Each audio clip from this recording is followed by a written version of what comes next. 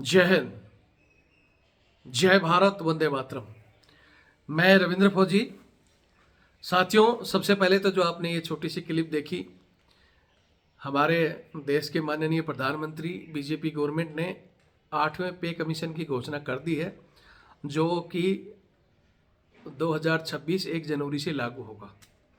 तो इसके लिए सर्वप्रथम मैं हमारे प्रधानमंत्री जी और बीजेपी गवर्नमेंट को मेरी और मेरे साथियों की तरफ से बधाई देते हैं कि आपने जल्दी ही पे कमीशन की घोषणा कर दी। आप सभी को पता है, वैसे जो पे कमीशन की डेट है 2016 में पे कमीशन लागू हुआ था, और अगला 7वां पे कमीशन और अगला आपको 26 में ही मिलना है, यानी हर 10 साल के बाद ही पे कमीशन आता है। लेकिन हमारे बहुत से चैनल, हमारी बहुत सी मीडिया आपको दिन रात गुमराह करने में लगी हुई थी। सरकार ने आज हाँ भर ली, आज कैंसिल कर दिया, आपको आगे से पे कमीशन नहीं आएगा। इस तरह की न्यूज़ में आप 6 महीने से पिछली बार से उलझे हुए हो। लेकिन जो समय पे जो चीज़ होनी थी, ये डिक्लेयर होना था वास्तव में दिसंबर में। सरकार इसको दिसंबर में डिक्लेयर करती है और 26 से पे कमीशन बैठते बैठते आपके अकाउंट में जब आना था वो आ जाएगा। उसको कोई कहीं भी अड़चन नहीं है उसमें। लेकिन आप इन चीज़ों में उलझे रहते हो, हकीकत में जो आपको करना है वो नहीं करते हो, और जब आपके खातों में आ जाता है उसके बाद रोते हो, जी मेरा कम बढ़ा, उसका ज़्यादा बढ़ गया, अफसरों का इतना हो गया, हम पिछड़ गए। बिछड़ते हो आप अपने कारण। हमारे ही साथी आप लोगों को गुमराह करके इतनी बढ़ेगी, इतना बढ़ेगी, पहले इतना कर देते हो, आप हवाओं के पुलंदे बना लेते हो, ख्याल बना लेते हो, मेरी इतनी पेमेंट होगी फलाना। सबसे पहले आप सभी को पता है कि ये कोई हमारे लिए नहीं है कि भाई सिर्फ जवानों को ही मिल रहा है या निचले स्तर के कर्मचारियों को। ये गवर्नमेंट ने सबकी पे स्केल बनाई हुई है कि कौन किस ग्रेड में आता है, कौन किस पे लेवल में आता है, और उसी के अनुसार उनकी पेमेंट बढ़नी है। और इसमें हमारे अधिकारीगण भी शामिल हैं, सभी डिपार्टमेंटों के जितने भी अफसर हैं उनकी भी तनख्वाह इन्वॉल्व होती है। तो वो पे कमीशन में सबसे ज़्यादा चिंता उन लोगों को होती है, ठीक है। तो वो अपने आप लगे रहते हैं, और जहाँ भी सरकार कमेटी गठित करेगी वो कमेटी में भी वही लोग होंगे, और वो लोग बड़े अधिकारी, बड़े नेता, वो अपने हिसाब से जनता पर हाँ कितनी महंगाई के आंकड़े बढ़ रहे हैं, कितनी क्या पेमेंट बढ़ानी वो तय करते हैं, और वो करेंगे भी। उसमें आपका कोई रोल नहीं है।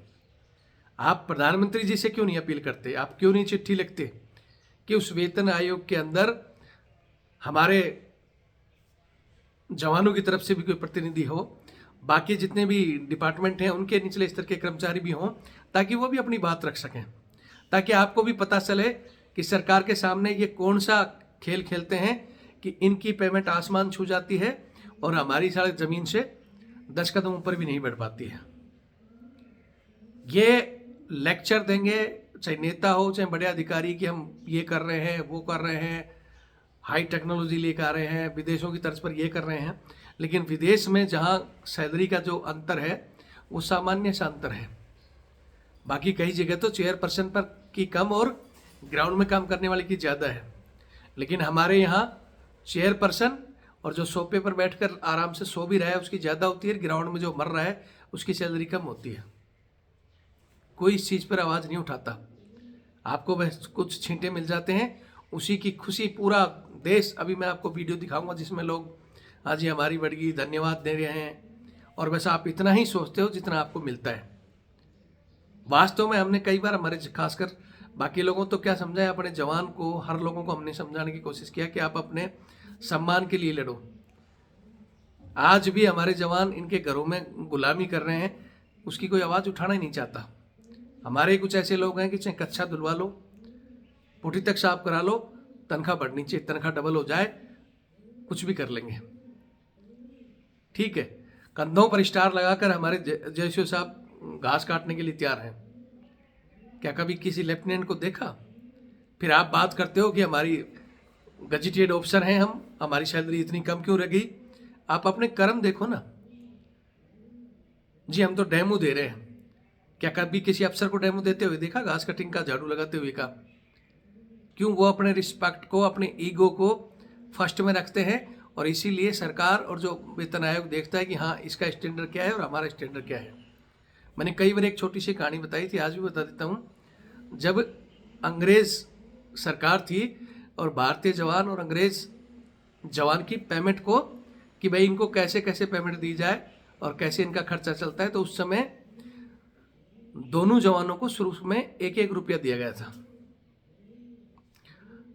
कि जाओ आज आपको 1 रुपया हिंदुस्तानी को और 1 रुपया ही अंग्रेज जवान को, कि ये लो आपको 1 दिन की तनख्वाह है और खर्च करो। भी अंग्रेज था जो दोपहर तक अपना 1 रुपया खर्च करके बैठ गया, फिर हिंदुस्तानी जवान से पूछा, बोले तूने कितना खर्च किया? बोले मैंने तो अभी अपना 25 पैसे खर्च किया, 75 पैसे मेरे पास बच रहे हैं। बोले यार तू आज मेरे को 50 पैसे दे दे, मैं और खर्च करके कल जब मेरे को मिलेगी मैं तेरे को 50 पैसे लौटा दूंगा। तो उसने 50 पैसा उसको दे दिया और अंग्रेज ने वो शाम तक 50 पैसे भी खर्च कर दिया। दोनों से कल पूछा गया, हाँ भाई बताओ क्या क्या किया? तो हिंदुस्तानी फौजी ने हमारे ने बताया कि मैंने 25 पैसे खर्च किए हैं और 75 मेरे पास बच रहे थे, जिसमें मैंने 50 अंग्रेज को दे दिए ताकि कल मैं इसे इंटरेस्ट के साथ, बोले तेरा इंटरेस्ट और लौटाऊंगा, और 25 मैंने बचा भी रखे हैं। दूसरे दिन फिर उनको 2-2 रुपये दिया गया। तो 2-2 रुपये में अंग्रेज ने उसको अपने 50 पैसे भी दिए, कुछ इंटरेस्ट बनता था वो भी दिया। अब हिंदुस्तानी सिपाही के पास 2 रुपये 50 पैसे और 25 यानी 3.25 रुपये उसके पास लगभग और इंटरेस्ट हो रह गया। और इस श्रीमान का 1.5 रुपये बचा, जिसमें इसने दोपहर तक 1.5 रुपये दूसरे दिन भी खर्च कर दिया। और फिर हिंदुस्तानी सिपाही के पास गया कि भाई तेरे पास कितना है? तो उसने शाम तक वही, उस दिन पहले 25 किया था, अब वो एक तो इंटरेस्ट खर्च कर दिया और 50 पैसे और खर्च कर दिया, तब भी ये अपना पैसा बचा कर बैठा था 2 रुपये। अब इसने बोला यार आज तू मेरे को 1 रुपया दे दे, कल मैं तेरे को इंटरेस्ट लगा के मेरी मिलेगी तेरे को दे दूंगा। इस तरह उससे 1 रुपया लेकर शाम तक उसने वो रुपया भी खर्च कर दिया। तो दूसरा दिन इसने 2.5 रुपये खर्च किए और उसने अपना वही 50 पैसा और इंटरेस्ट वाला जो खर्च किया वो खर्च किया। दोनों से पूछा गया तो बता दिया सेम। अब बोले भाई आज इनको 3-3 रुपये दे दो। अब 3 रुपये दिए तो अंग्रेज ने तो पहले ही रुपया ले रखा था, वो रुपया भी उसको दे दिया और 2 रुपये बचे उसको भी दोपहर तक ख़त्म कर दिया। और ये श्रीमान जी ने जो इसने दिया था, 3 तो बच रहे थे, वो तो बच ही रहे थे, इसने दिया था वही रुपया, वो भी पूरा नहीं खर्च किया, तो 3 रुपया लेकर बैठा रहा। इस तरह चौथे दिन जब उनसे पूछा गया तो बोले भैया हिंदुस्तानी सिपाही को इतना ही ज़रूरत है और ये इतना ही खर्च करेगा, तो उसकी सैलरी 1 रुपये रखी गई। और इधर अंग्रेज सिपाही की कि बोले ये तो भैया मांगेगा नहीं, कर्ज में डूब जाएगा, उसकी 3 रुपये कर दी गई, यानी हमारे से 3 गुना वो लेता रहा। और आज भी वही हिसाब है, वहाँ का सिपाही हवलदार 3 गुना ज़्यादा ले रहा है और हम उसमें ही रुपये में काम करा रहे चल रहे हैं। और आज भी हमारी वही सरकार उसी हिसाब से बढ़ाती है जिस हिसाब से आपका स्टैंडर्ड है, जो आपको भी मेंटेन नहीं करते हो। ये छोटी सी कहानी का मेरा मतलब है, सरकार तक अपनी चीज़ें पहुँचाओ, स्टैंडर्ड को मेंटेन रखो, और जो ये चीज़ें हैं सबसे पहले इनके लिए लड़ो, सम्मान के लिए लड़ो। गजेटेड ऑफिसर बनना है तो उसकी पावर को पहचानो, घास काटना छोड़ो, चमचागिरी छोड़ो। फिर बहुत से चिढ़कर मेरे को कमेंट्स भी करते हैं कि अब जैसियों का ऐसे समझते हो, जैसियों पर बहुत सारा बोझ है। क्या बोझ है? मतलब उन लोगों की गालियाँ खाना बोझ है। अगर उनकी गालियों का जवाब किसी दिन गाली से दे दो या थप्पड़ एक जड़ दो। बताऊंगा आपको एक किस्सा जिसमें एक जैसियों ने एक लेफ्टिनेंट साहब थे जो कैप्टन बने ही थे, गाली दी थी तो एक थप्पड़ मारा, सीधा हो गया था, ठीक है, और कुछ नहीं उखड़ा उसका, क्योंकि वो अपनी जगह सही था।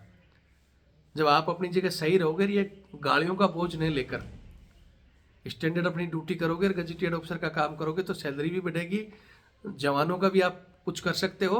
और नहीं तो दबकर रहोगे, गालियाँ खाते रहोगे, फिर अपनी गालियाँ जवानों पर उतारोगे, फिर जवान आपको गाली देंगे और आप ऊपर दे नहीं सकते। तो सैलरी बढ़ानी है तो इंटरेस्ट बढ़ाओ। प्रधानमंत्री जी तक ये बातें पहुँचे, खाई को जरूर मेटें। बाकी मैं फिर कह रहा हूँ कि पे कमीशन में अभी 1 साल बाकी है, रोज़ आप पता नहीं कितना बढ़ेगा, कितना आ रहा है, फलाना डिगड़ा, वो जो टीमें हैं 10 साल का आंकड़ा तैयार होता है, कितनी महंगाई होती है, कितना क्या बढ़ाना है, कितना करना है, वो सब उन लोगों ने करना है, ठीक है। साहब कितना पॉइंट से बढ़ेगा उतना, अरे जिस दिन खाते में आ जाएगा देख लेना। जो आपके काम है, आपका लेवल है, उसके लिए लड़ो, स्टैंडर्ड बढ़ाने के लिए लड़ो, तो अपना आप वो बढ़कर आ जाएगा। बराबरी करनी है तो ऐसे समय में इस समय करो।